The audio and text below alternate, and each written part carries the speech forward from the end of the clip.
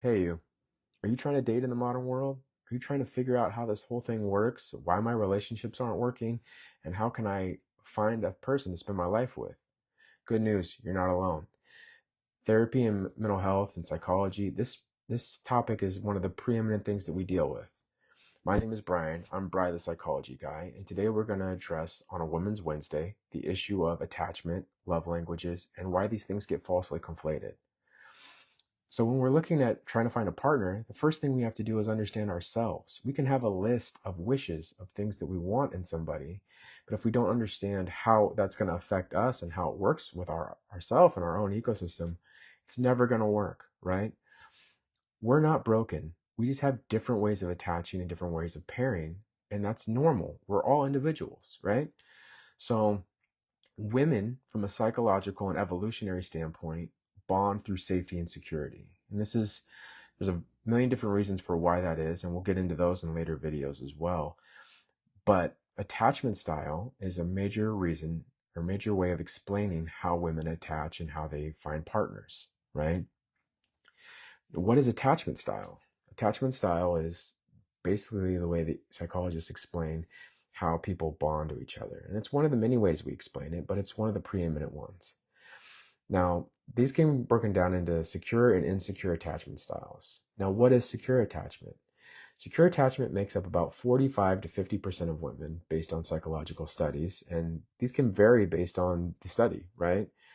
Um, but the definition and explanation is the same regardless, and that is the comfort with closeness, emotional closeness, and independence.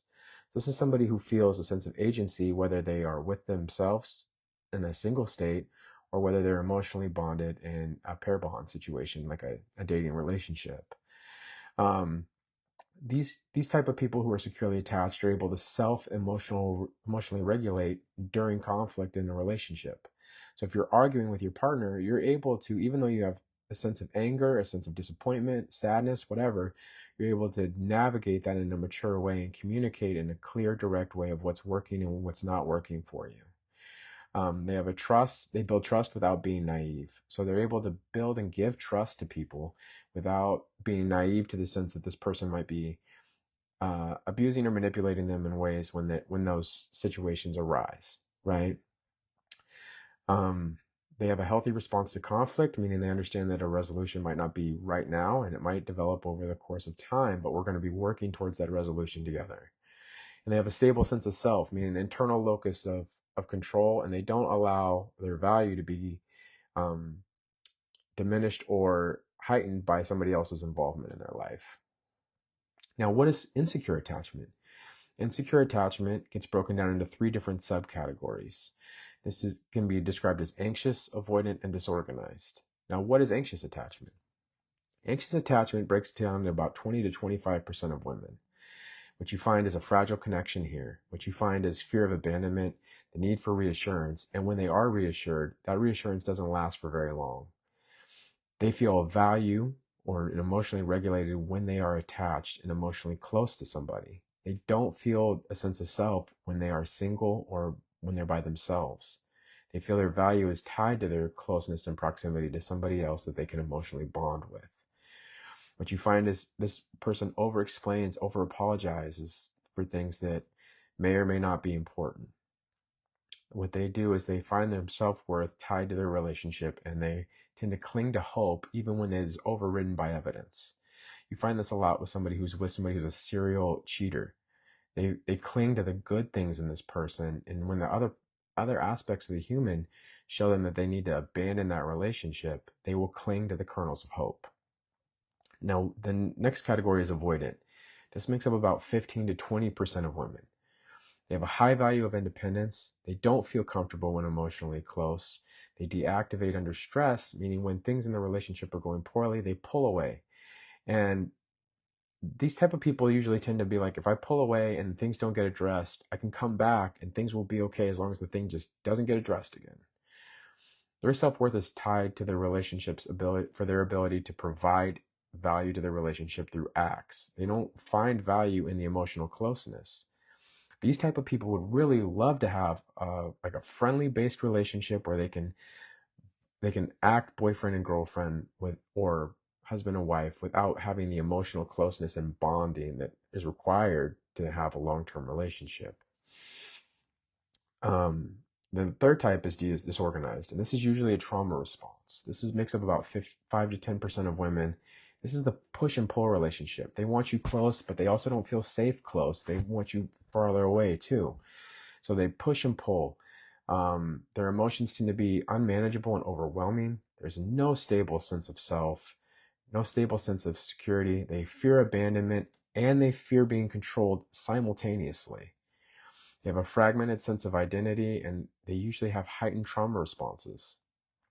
Good news, guys. If you fall into one of these insecure attachment styles, you're not stuck there forever. You can work your way towards a secure attachment. And if you are in these situations, it doesn't mean you can't find a partner. It doesn't mean you can't find somebody to spend your life with, to form a family with, as long as you're progressing and working towards secure attachment. How do you go about doing that? Usually it's through therapy. And usually it's also through somebody showing you that they can be trusted, that they can, if you're an anxious attached person, that there's not a reason for heightened sense of jealousy. There's not a sense of needing to cling. If you're avoidant, this person makes you feel safe and allows for you to gradually come to them in an emotional pair bonding. All of these things have to be done in coordination, usually with therapy and a partner. And this partner doesn't necessarily have to be an intimate partner. They can be a friend that's showing you that it's okay to form an emotional bond with somebody that makes you feel safe, right? So how these pair with love languages is really important because love language is how we give and receive love. Attachment is how we attach to the person. So if, let's say you're an anxious attachment person, you are going to be somebody who really needs words of affirmation and you're going to really prioritize quality time because you need to feel close to that person. If you're avoidant attached, you rather prefer gifts or acts of service, right? Disorganized can be all over the board. The issue is that if you are, let's say naturally you're somebody who feels like you are a physical touch person, but you're also avoidant, that can manifest in a bunch of different ways, right? So what I would recommend for anybody to do, and maybe this week would be a good time for you to do it, is to go online and access a free attachment style quiz, and then also do a free love language test.